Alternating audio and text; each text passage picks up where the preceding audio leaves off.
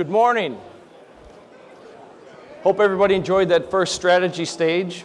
My name is David Apple. I'm the head of the software and SaaS vertical at Intact, the world's largest independent pure cloud ERP provider. And we're thrilled to be sponsors for the tactical stage today. We got a great first session. It's going to be on AI, the next platform for SaaS. It's going to be moderated by Ludo Ulrich and Tomasz Tunguz. Ludo is the head of startup relations at Salesforce.com. And Tomasz is a very prominent venture capitalist at Redpoint Capital. There's three things we hope you guys to learn today. Machine learning is real. It's important, and some practical ideas that you can take on in order to apply it to your business. As the three of us were prepping, it dawned on me this old adage, tomorrow's crazy idea becomes today's dogma, which turns into tomorrow's kitsch. And we're right on the cusp of this, all of us, on transitioning from crazy idea to dogma. To put in a plug for both guys, Tomasz is looking for fantastic firms to invest in. And Ludo and team are looking for great firms that want to build and accelerate their development with Salesforce.com. So without further ado, Tomasz and Ludo.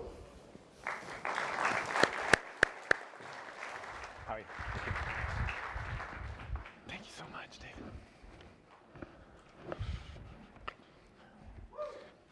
Yeah!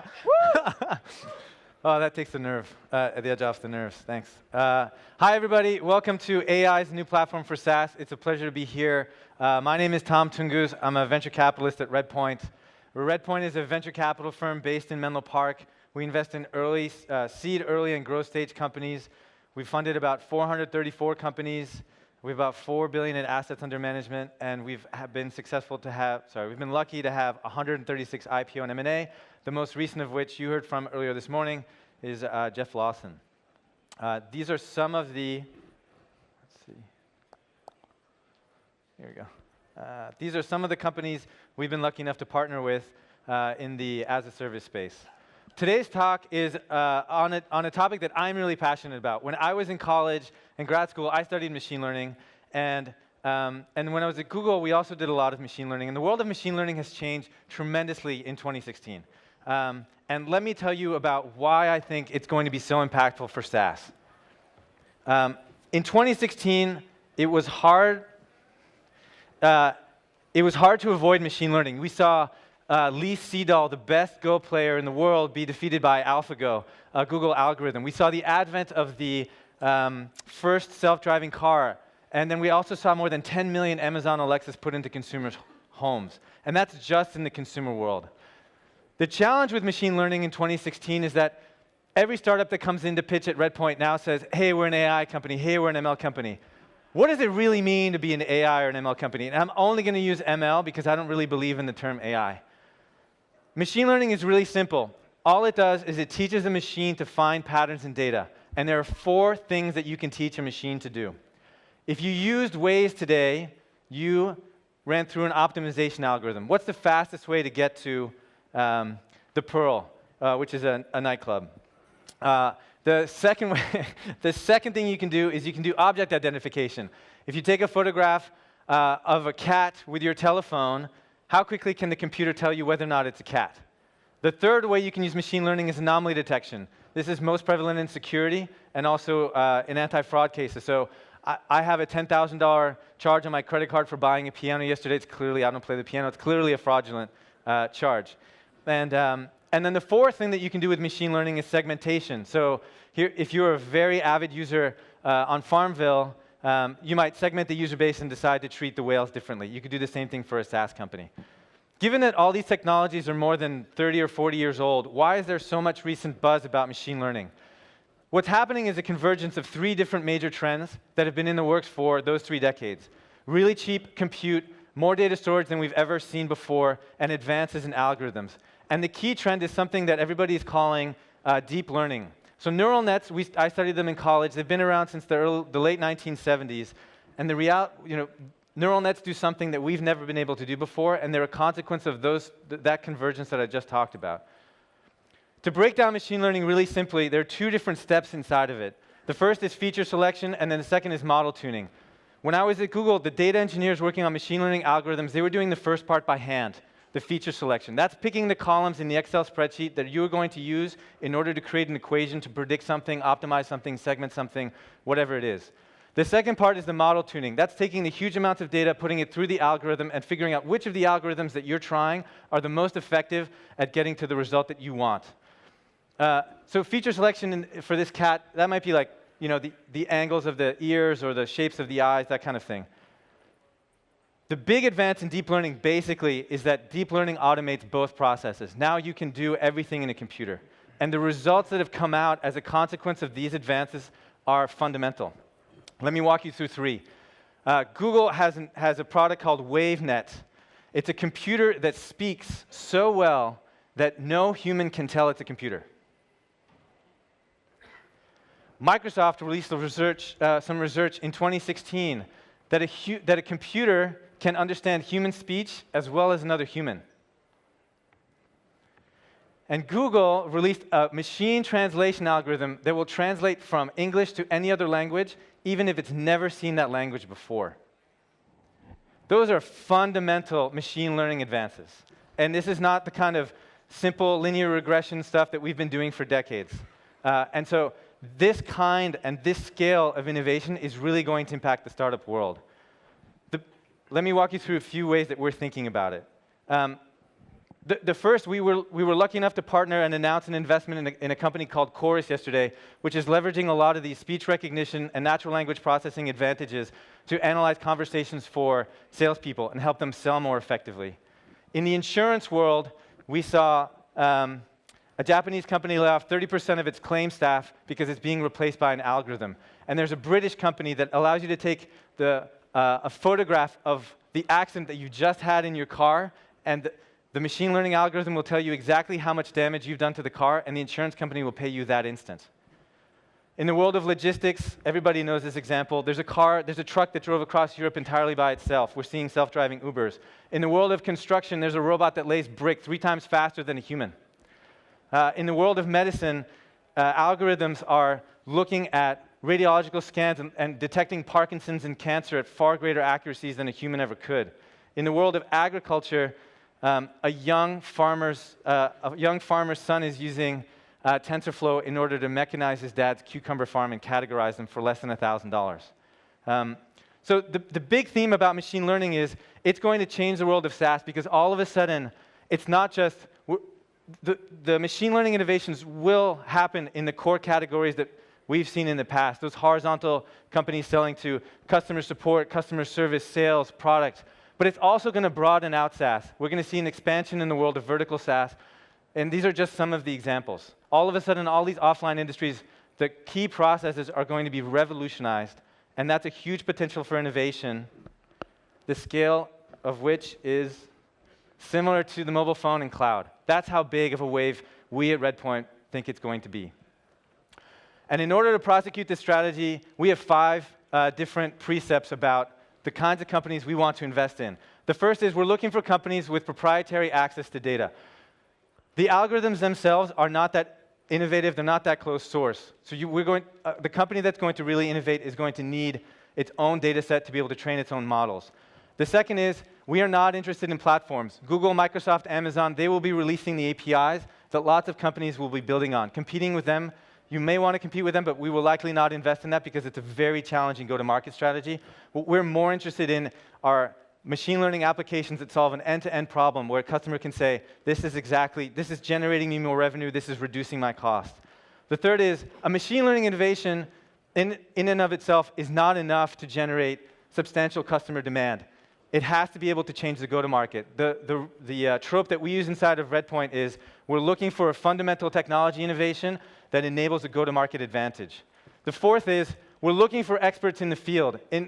You can take a generic NLP or a speech learning model, and you can get 80% of the way there. But in order to really have a fundamentally new experience, you need to get it 95% of the way there, and you can't do that with just off-the-shelf algorithms. You're going to need special talent in order to deliver that magical experience. And the fifth is we will occasionally invest in potential algorithmic advances that are closed source. For us, machine learning isn't new. We've been investing in lots of machine learning startups that are not necessarily exclusively focused on machine learning, but use machine learning in order to create a competitive advantage in the market. And because these advances in machine learning are they're of such great magnitude, we are going to continue to invest in more. Great, so that's an overview of the way that we think about machine learning. And so now we'll have a conversation, Ludo and I, about how we're seeing machine learning. So Ludo, you work with a startup incubator at Salesforce. What kinds of trends are you seeing in the world of machine learning? Yeah, thanks, Thomas. So, by the way, amazing presentation. Congratulations for course. I don't know about you, but I think there's nothing like human being intelligence versus like artificial in this particular case. So anyway, yeah, to take a step back indeed, like so in my team we engage with a lot of startups.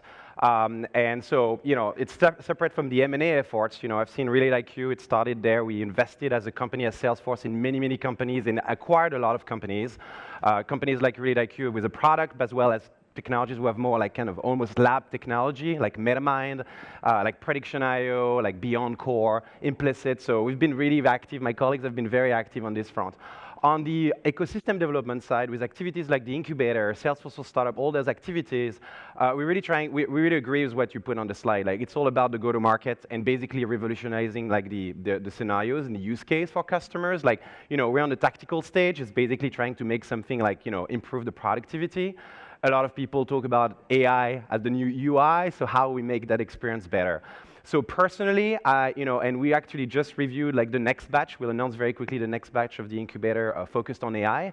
I've seen a lot of vertical. I've seen a lot of new businesses, like identifying unconscious bias within a company, optimizing the composition of a team based on AI. All those kinds of things that we haven't seen before. So I think you have clearly those trends, and so we're trying to help them basically go to market, access to the Salesforce customers who are eager to get more AI, basically. Yeah, that makes sense. Yeah. And so, Thomas, I want to ask you, because one of the things we see as well, beyond the trends in like as we engage with startups, specifically my team, more generally, Salesforce see a lot of demand from our customers, right? I think the whole industry is talking about AI. I mean, you probably came to that session saying, wow, okay, let's try to go beyond the buzzwords and beyond all that stuff, right? But it's real, right? Beyond like the end users, the consumers who are using Facebook, Uber, and all those AI-powered applications every day, and beyond the VC community who wants AI. We heard loud and clear. I said your investment thesis is clear. I think the top, the C-suite, the CXOs are there. Like Accenture is like evangelizing all their customers about the era of a new enterprise, intelligent enterprise. I think Salesforce have been going big, in the last year with the brand Einstein, which is basically the umbrella brand under everything that we do AI-wise, to actually tell our customers that they should be more demanding with us and get all those features. So how do you see some of your portfolio companies, play with that, with that phenomenon? Yeah, I think the most important thing.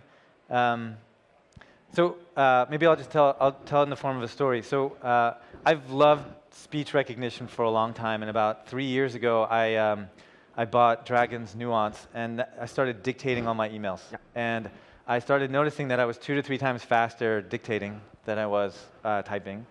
And then I saw this movie, Her, and I watched it. I think that's a brilliant movie, but not for the romance. It's for the human-computer interaction. Like, you watch the way that the main character just dictates a letter, says print, the thing prints, or the way he interacts with his email, where he says next email, he replies. And he's only really looking at the telephone when he wants to see an image. And that's a great analogy for how machine learning succeeds. And what I mean by that is, it's not in your face. It's hidden in the background. It's doing the work behind the scenes. And so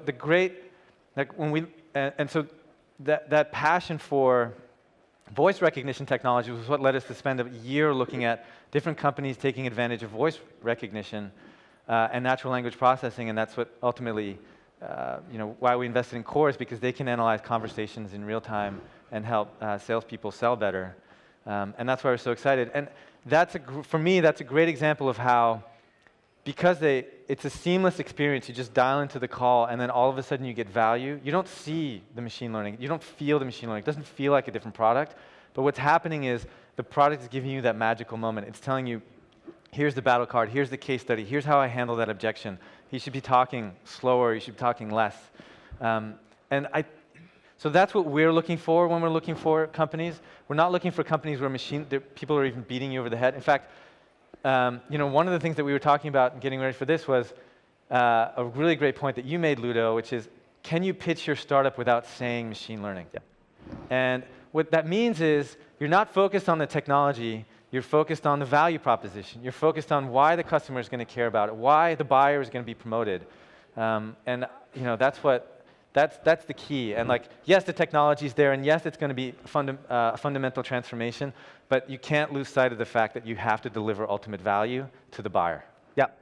Yeah, indeed, that's actually a good tip. So I really recommend, again, it's a tactical stage. Ask yourself if you can do that without saying AI and surfing that wave. But yeah, and so one of the company, for instance, in Salesforce incubator is called Quaio, and so they also have a massive team around the world. They're very highly distributed, and they invest in a lot of the technologies, ML and everything that you discussed. But they also have this, very approachable, like voice activated kind of interface.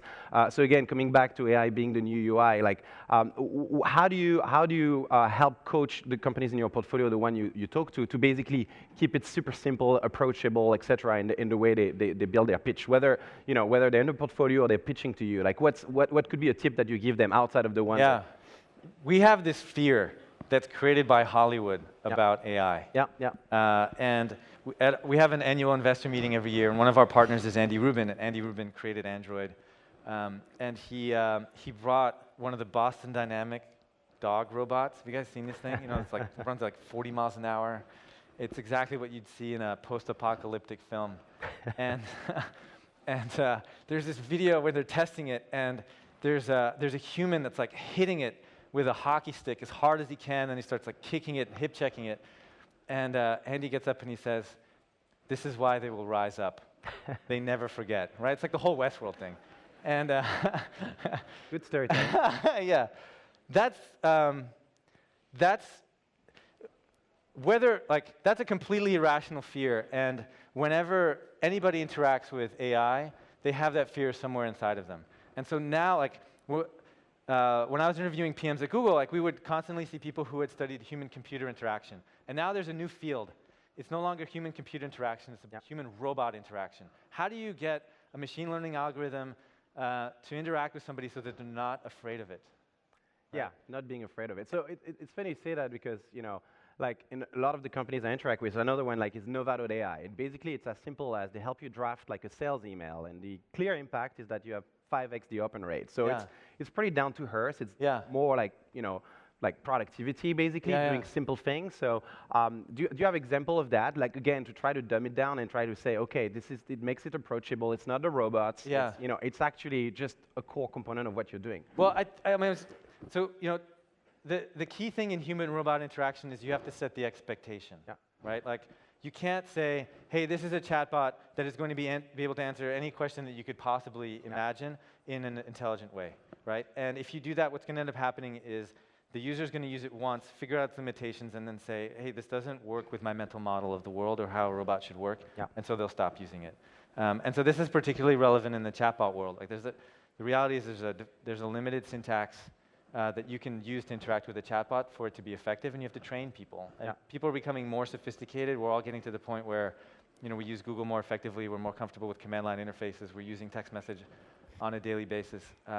And so I think what it really comes down to in order to get people comfortable with UI, particularly interactive UI, is being able to set the expectation of the user appropriately, and then and that means much lower than you think it typically ought to be. And then the second thing that you really don't want to have happen is if you're wrong, you lose the trust of the user. Whether it's a recommendation about, hey, you should bring up UCLA in the sales email, or and how we both went to that college, or whether it's a slightly incorrect answer. The second somebody, if they think it's a human and then it acts like a robot, it breaks down people. I was talking to one entrepreneur this morning, and he said, we're very explicit that this is a robot, these are the limitations, and we're going to escalate to a human when and if necessary. So we're starting from a place where whenever you're using machine learning with humans, you need to build trust, you need to build that relationship, just like you or I would, right? We're starting to build a rapport, and we can't forget that when we're building robots. Yeah, no, understood.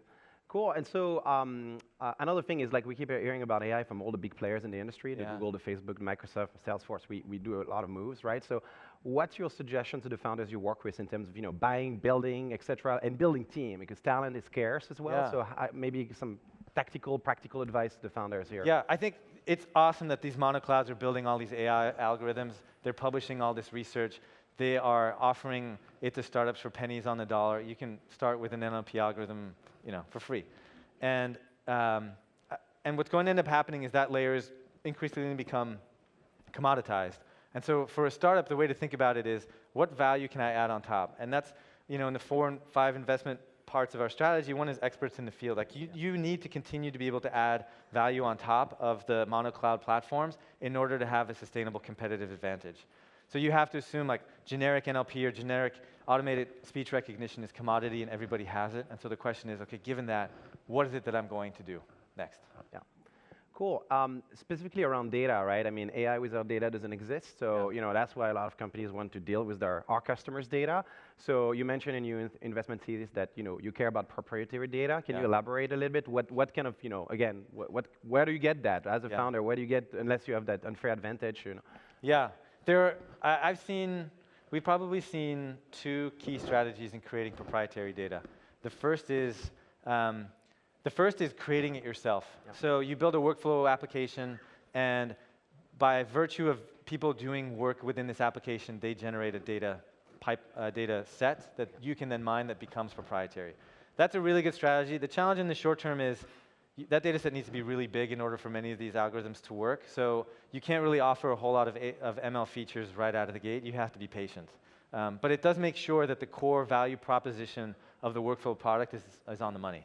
And so one really great example of that is like LinkedIn, right? That's an older example, but they had huge data network effects. As a result of all the traffic and all the information that they have on their system, they can continue to build different products on top, like Sales Navigator or whatever it is. The second example that we're starting to see more and more of is, it's particularly in enterprise. An early stage SaaS company will go to a large, like Fortune 100, Fortune 1000, and say, hey, there's this really critical problem that you have that you don't have the expertise to solve, but we can solve it. So why don't you put in a little bit of money? Why don't you give us proprietary access to your internal data?